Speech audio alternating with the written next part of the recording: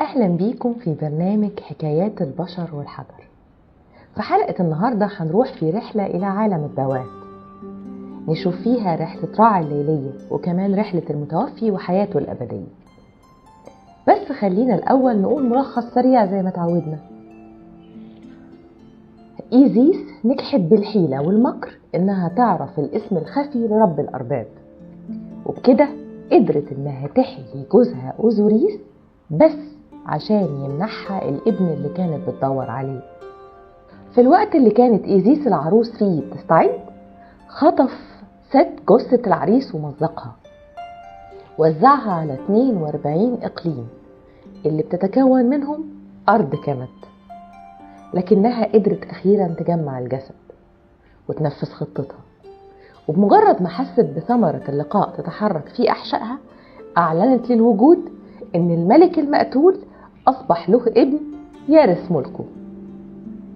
دلوقتي إيزيس حامل، وبرغم إن الحمل تم بطريقة غير عادية إلا إن الحمل كان عادي جدا. بس كانت أكتر حاجة بتشغل بالها هو مصير جوزها. من بداية الخلق كان موت الآلهة والبشر تلاشي عن الوجود، تنفصل الروح عن الجسد بالموت وتهيم في العالم على هيئة طائر غير مرئي حتى يفنى الجسد ويتحلل فتفنى الروح كمان، وبكده لا يبقى أي ذكر الراحل في هذا العالم. رع كان تركيزه منصب منذ بداية الخلق على منع الموت والهلاك بس، هلاكه الشخصي وهلاك العالم بالتبعية. لكن إيزيس عندها أولويات تانية. ابنها الملك القادم يلزمه سيرة ملحمية لأبوه، حاجة زي CV معتبرة كده. لكن إن أبوه يتلاشى بالشكل المهين ده شيء مش مقبول إطلاقا بالنسبة لها. محتاجة لطريقة تمنحه بيها جسد دائم وروح خالدة. وهنا جه دور إمبو. بدأ في إجراءات التحنيط لجسد أوزوريس، العمل اللي كان بيتم في الليل وبعيد عن أعين رع وأعين المتلصصين أعوان ست. الخطة كانت إن بعد إتمام التحنيط هيرجع أوزوريس لتابوته ويتم دفنه بعدها، وبكده يكون أول ميت يدفن في تابوت في التاريخ بالطريقة دي، وكمان أول جثة محنطة. خلاص حافظنا على جثمان أوزوريس، فاضل الحفاظ على روحه. إيزيس كانت محتاجة مملكة الموتى عشان أوزير أو أوزوريس يصبح هو إله الموتى وملك عالم الأرواح. فكرة عبقرية. تحوت قال لها: ثمة مكان غامض خلقه رب الأرباب منذ فترة كي تأوى إليه روحه ليلا عندما يذبل الجسد ليرتاح، اسمه العالم الآخر الدوات. وأين يوجد هذا العالم؟ لا أحد يعرف، تحت الأرض أو فوق السماء أو داخل نون، إنه في كل الأماكن وليس في أيها في نفس الوقت. أظن أن رع نسيه عندما خلقه. تحوت كمان قال لها معلومة مهمة جدا: كنت أجهز منذ فترة بعض الطقوس والتعاويذ للذهاب بنفسي لاستكشاف هذا العالم، لكني لست قويا بما فيه الكفاية. يتطلب الأمر قوة لا تقل عن قوة رب الأرباب. وطبعا إيزيس من ساعة ما عرفت اسم الخفي لرع وهي بتمتلك القوة دي. حسابات إيزيس وتحوت وإمبو كانت بتقول إن الزمن المطلوب لإتمام التحنيط مع طقوس إرسال أوزوريس للعالم الآخر هي 70 ليلة، وكعادة الأسرار دايما لازم حد ينقلها فحد تاني ينقلها، فما تبقى السر تاني خلاص. تسرب خبر اللي بتعمله إيزيس فتوافد عليها الآلهة على سبيل الفضول، وقال يعني بيقدموا واجب العزاء. مع تعدد الزيارات ظهر نمتي إله ثانوي اتخذ قارب من البردي على ضفاف النهر المقابلة للجزيرة، وبدأ يعرض خدماته في عبور النهر للآلهة، وأطلق على نفسه نمتي نوتي الآلهة. إيزيس اللي اضطرت تستسلم لتوافد الآلهة عليها يمكن ده يحسن العلاقات ويساعد ابنها الملك المستقبلي. اشترطت على نمتي شرطين: الأول يراعي باستمرار خلو قاربه من الديدان، فهي العدو الأول للجثث، وهي عانت الأمرين في تطهير الجزيرة منها. أما الثاني فعليه منع ست بالذات من العبور. مرت أكتر أيام التحنيط بلا مشاكل تقريبا، هو بس كان فيه شوية حوادث تافهة. مثلا الإله سوبك صاحب رأس التمساح قطم قطمة من الجثة المقدسة على سبيل الخطأ، فأجبروه على بصقها وعوقب بقطع لسانه. وبسبب الأخ سوبك التماسيح لحد يومنا ده ما بتقدرش تحرك لسانها. وفي يوم ظهر عجوز ومعاه جيش صغير من الديدان وطلب من نمتي انه ينقله الى المكان اللي فيه جثة اوزوريس، الا ان نمتي رفض بإباء شديد الا مقابل رشوة ضخمة من الذهب.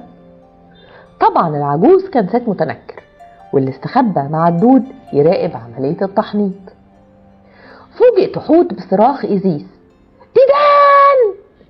وبدأ الجميع في دهس تلك الحشرات المقرفة بالأيدي والأقدام، وده بعد ما إيزيس أقامت بسحرها نطاق حامي للجثة.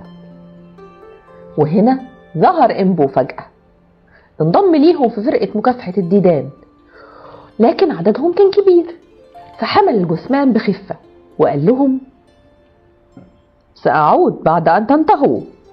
وركض بعيدا. لكن غريبة، امتى إمبو كان على وجهه نمش؟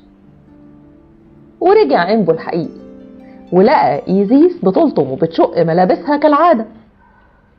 تشمشم الهواء حولها وفهم، فانطلق على 4 مطلقا نباحا مرعبا. 6 كان قرب يوصل ضفة النهر، وفجأة نظر خلفه فوجد إمبو كتلة سوداء من العضلات والمخالب يجري وراءه. شعر إنه لأول مرة في حياته هيقابل خصم مش بس في نفس قوته، ده جايز يكون أقوى منه. اتخذ 6 هيئة فهد ضخم، واشتبك الاتنين في قتال مريع كان متكافئ في البداية، لكنه بالتدريج بدأ إمبو يتفوق، وتفوقه كان ساحق لدرجة إنه ترك علامات على جسد 6. البقع اللي بتزين جسد الفهود المرقطة للآن هي نتيجة لآثار الدماء اللي نزفت من جروح 6 في معركته مع إمبو. أدرك 6 إن القتال لو استمر أكتر من كده غالبا هتكون نهايته. استغل انشغال إمبو بجثة أوزوريس وفر هاربا. دفنت إيزيس جثمان حبيبها في قبر سري في مدينة أب دجو اللي هي أبيدوس في غرب سوهاج دلوقتي، مصحوبا بكل التعاويذ الحامية التي تتكفل بإيقاع كل أصناف العذاب على من يريد الشر بجثمان أوزوريس. بعد كده مكان الدفن هيتعرف بعد ما الآلهة تترك الأرض وتقعد مكانها بقى في السماء. هيبني ملوك البشر معبد ضخم على قبره، ويصبح وجهة للحجاج البشر القادمين لزيارة إله الموتى. لكن إيزيس وقبل ما تدفنه أعلنت بين الآلهة والبشر إنها قسمت جثة جوزها على 14 موقع دفن متناثرة في كافة أنحاء كيميت على سبيل التمويه يعني. خلينا بقى نتعرف على المملكة اللي بقى أوزوريس ملك عليها، العالم الآخر أو عالم الدوات، العالم السفلي. ممكن التسمية توحيلك إنه تحت الأرض المعروفة، وبرغم إن عديد من السجلات التاريخية ما بتنفيش ده، لكنها كمان بتقترح إنه في نفس الوقت في السماء في جسد نوت، أو في أمنتت غرب وادي النهر المقدس اللي هي الصحراء الغربية دلوقتي، أو في نون المحيط السرمدي المحيط بالكون، لكنه على الأرجح في مكان غير فيزيائي أو فوق مادي، عالم آخر.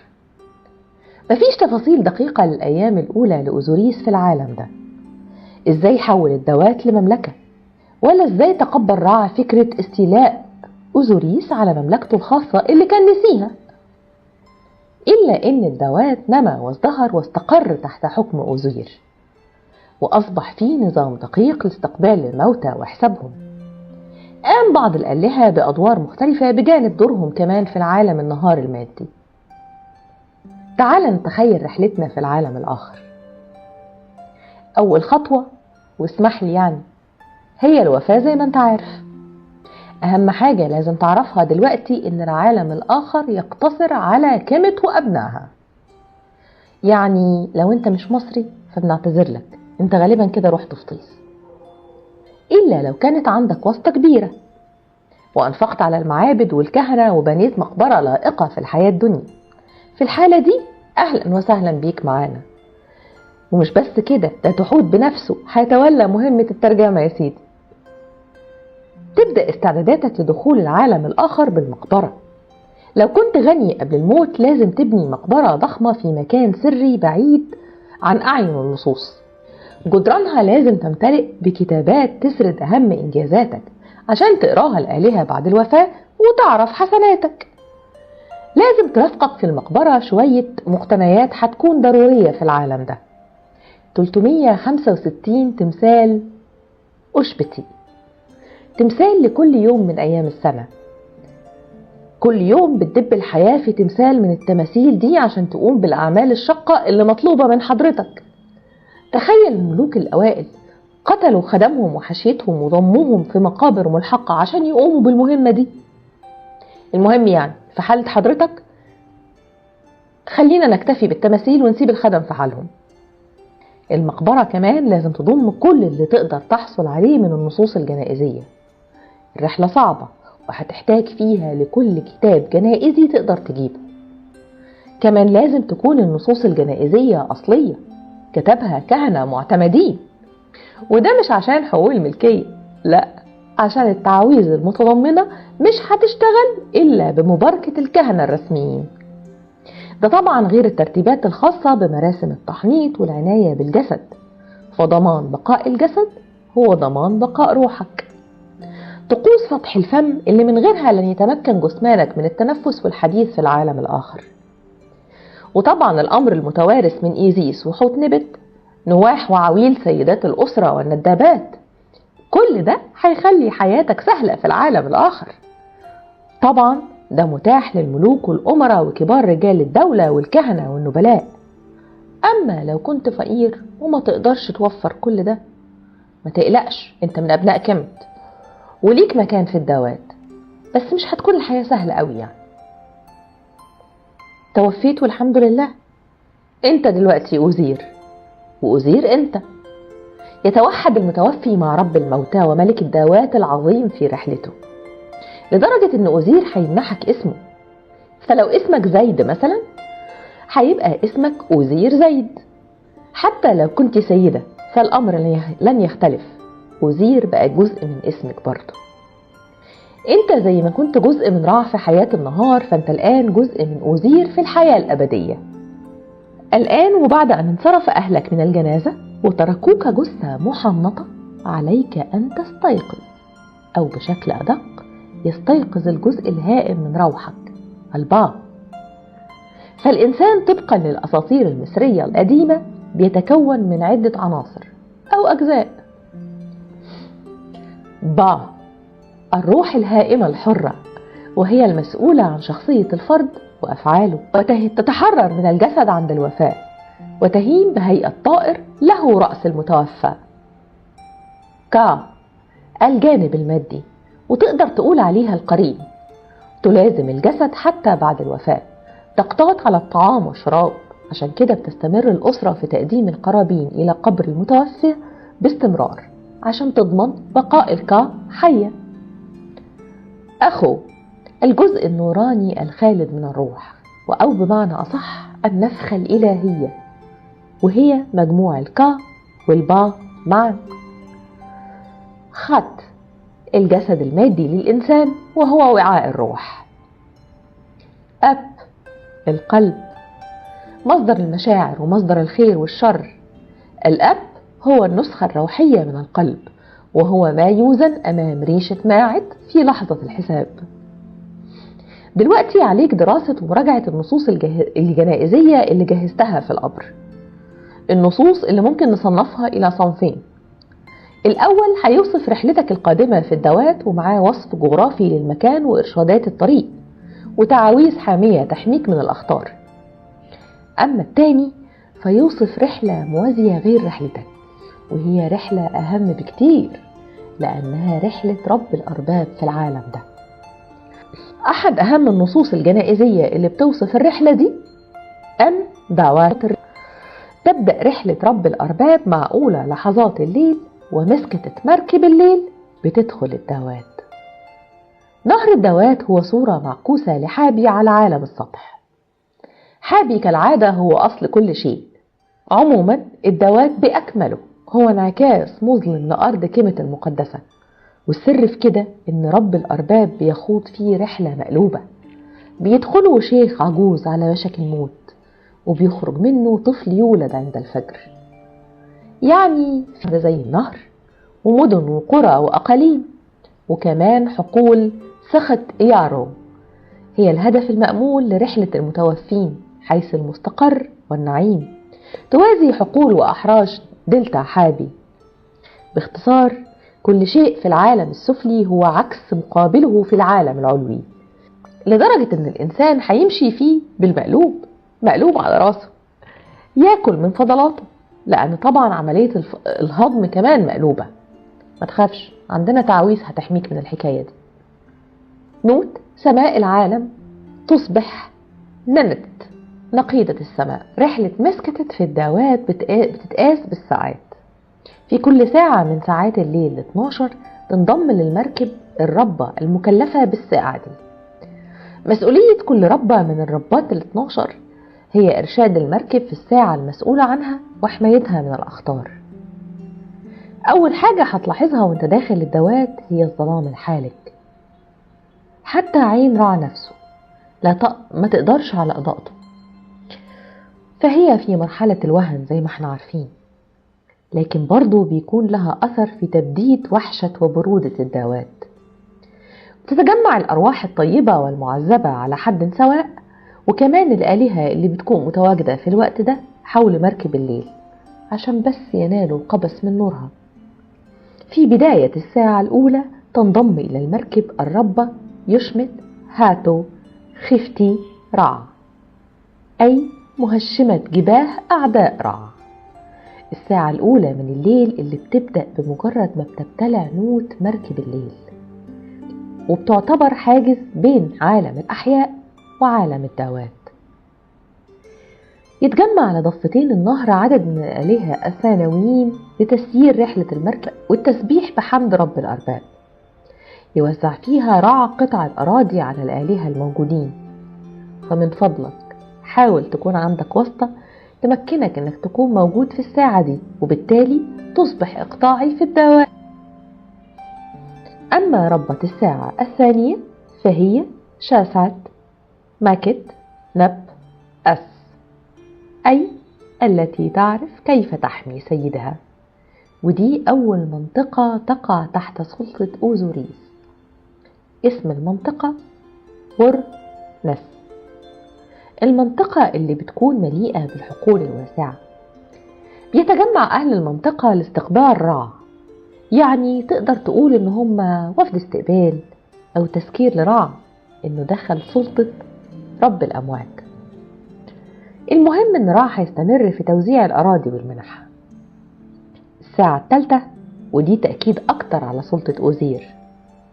المنطقة اسمها نهر أوزير، وهي النظير لمدينة إب دجو حيث يستقر جثمان أوزير. ربة الساعة هي نت بايو، أي ممزقة الأرواح. في الساعة الرابعة تزداد ظلمة الليل وتختفي الحقول، وتظهر الربة سخمس، أي عظيمة القوة. المنطقة دي بتخلو تماما من أي حياة، صحراء قاحلة تسكنها ثعابين مرعبة، لدرجة إن في ثعبان منهم ب3 رؤوس وجناحين و4 أرجل. مش محتاجين ننبهك بقى إن ده مكان لازم تتحاشاه بكل قوتك. سفينة الليل مش هتقدر تمشي في الأرض اليابسة، فتتحول بدورها إلى ثعبان هائل له رأسين، معنى اسمه الذي يقطع الطريق. يحمل على ظهره رع وطاقم المركب، يجروا بالحبال 4 من أتباع أوزير اللي بيقوموا بدور الإرشاد في الرحلة دي. الثعبان بينفخ نار من فمه، لكن حتى النار دي بتكون غير قادرة على إنارة سوى ما يقع أمامها بالضبط. الساعة 5 يتابع الإله رحلته في صحراء سكر الممتدة.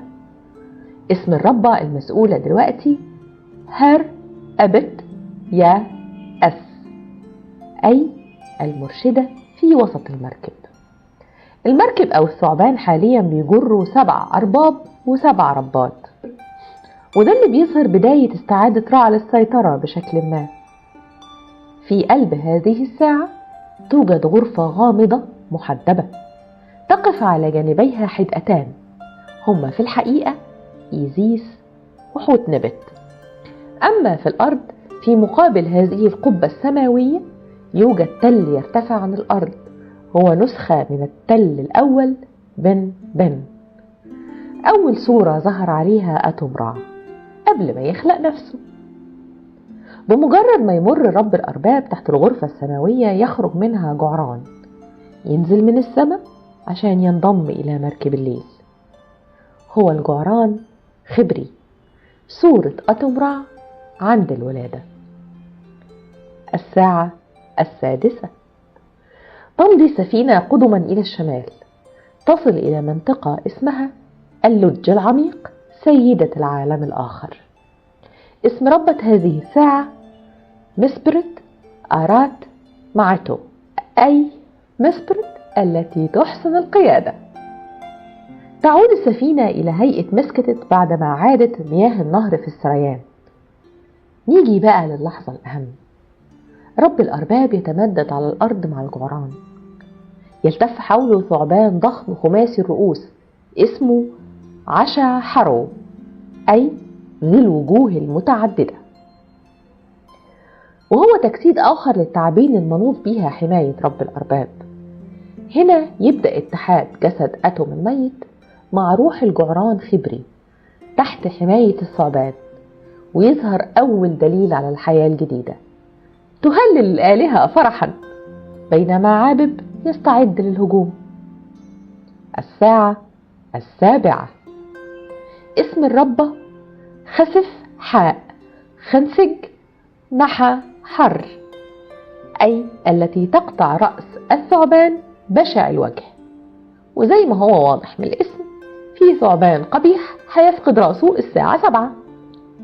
الثعبان اللي عابب يتخذ هيئته وبيهجم على السفينة، لكن الثعبان عشا حرو يتحول بسرعة إلى هيئة ثعبانية أخرى، ويشكل بجسده مقصورة تلف حول رب الأرباب وتحميه حتى يحين موعد الخروج إلى النهار.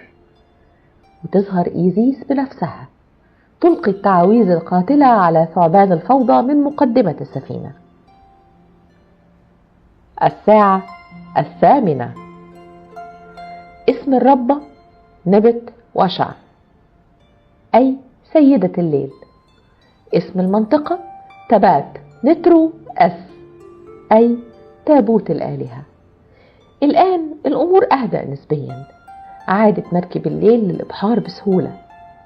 كل سكان هذه المنطقة موتى، آلهة كانوا أو بشر، كلهم في توابيت على ضفتي النهر. تتناثر على ضفتي النهر 12 أفعى تنفث النار من أفواهها كي تنير الطريق أمام مركب الليل. الساعة 9 اسم الربة دواتت مكت نب أس، أي الدواتية التي تحمي سيدها. اسم المنطقة التي تنفذ إلى الأشكال ذات الوجود الحي.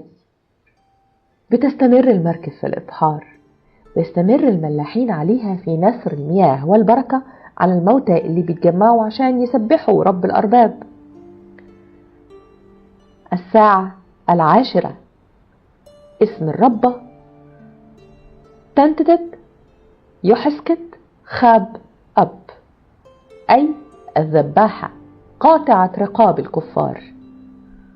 منطقة الساعة 10 توازي جبانة مدينة إنو في عالم الأحياء، مدينة رب الأرباب بنفسه، رب الأرباب اللي بيتابع اتحاده مع خبري.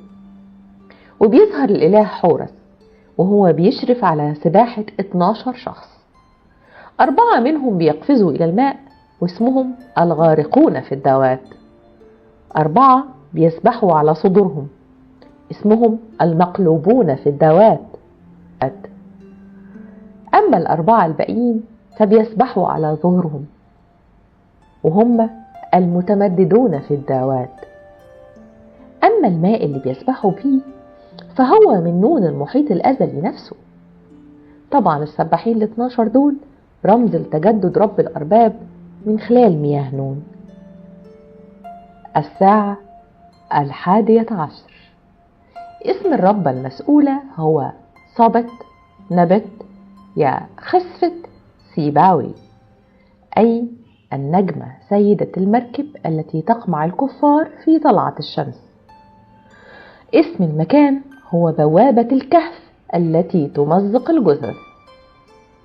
سميات مبهجة زي ما احنا شايفين.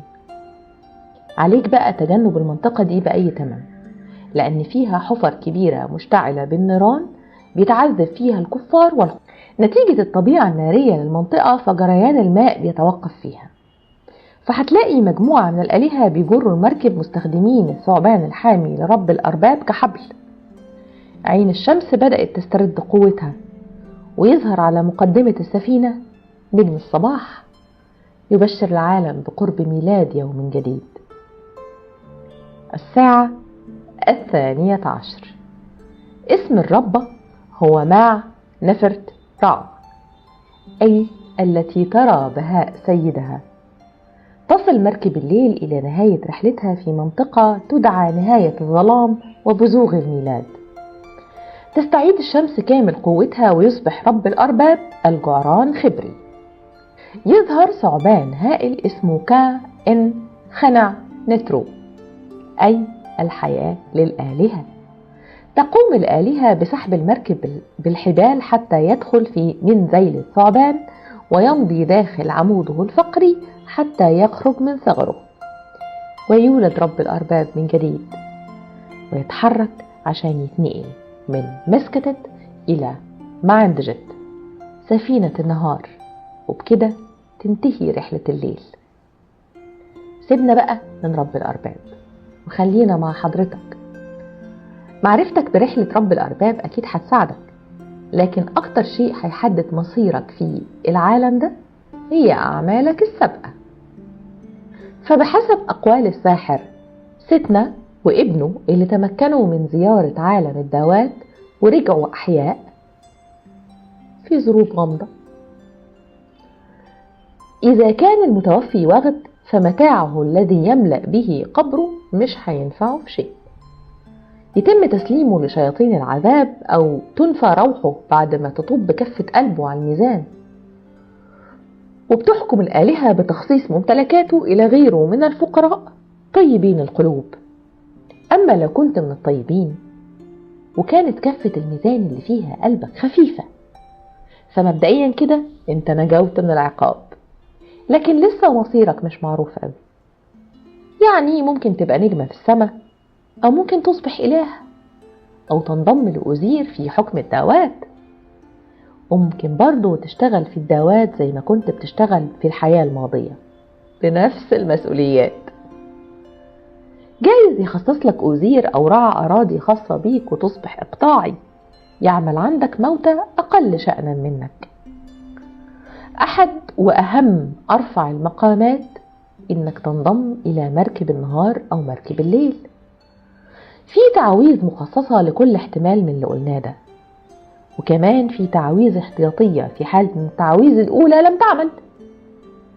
ما هو لازم يبقى عندك خطة احتياطية، مش هنسيبك كده. ممكن تتخيل ان الهدف من تعذيب الأشرار في الدوات هو القصاص أو العقاب، لكن الحقيقة غير كده. الصنف ده من الأرواح بيعد عدو لأوزير وشريك لست. فبالتالي ارتكابك لأي شر أو خطيئة معناه إنك غالبا متعاون مع ست في مؤامرة ضد ملك الموتى.